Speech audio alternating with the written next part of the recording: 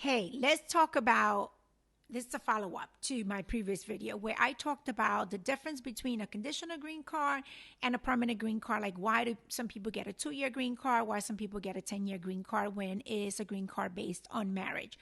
So make sure you go and check that out, because now I'm going to talk about what happens if you, in fact, have a conditional green card and you are no longer with the person that petitioned for you. You're having problems with this person, you're not living in the same household, and you're thinking of filing for divorce, or you already have divorce. Well, there's always an answer. My name is Noemi Puntier. I'm an immigration attorney, and I'm here to answer these questions for you. And what I tell my clients is, irrespective of whether I think they're like in love, they're going to last forever and ever and ever, or they're going to divorce, because no one really knows that, right? And life happens.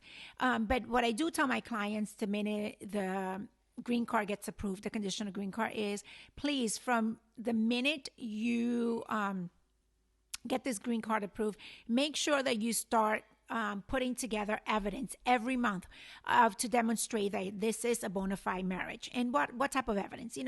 Whether you have a joint bank account, whether you lease together, whether, your name is on the other person's car insurance, whether you share life insurance together, health insurance, the things that a real marriage, things that people do in a marriage when it's for love and not for papers.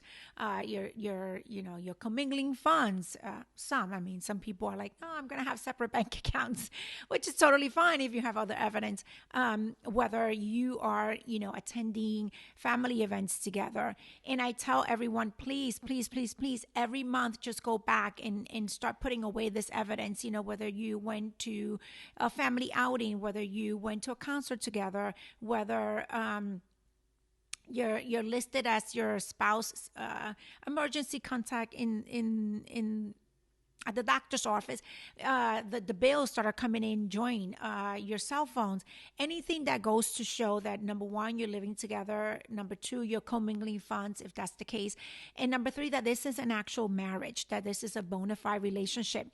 Because if, in fact, you are going through a divorce or you are already divorced, one of the things that you must prove when you file the Form I-751 to remove these conditions is that you were, in fact, in a bona fide marriage.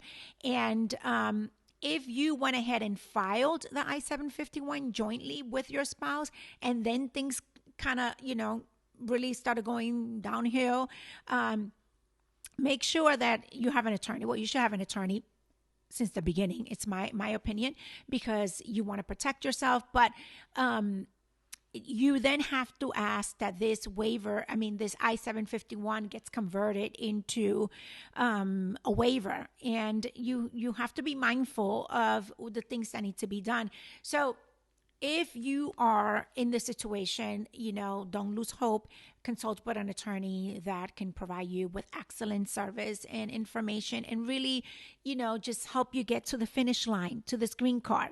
Hope this video helped you. And any questions, just, send me a private message, and make sure to always share my information and like my videos.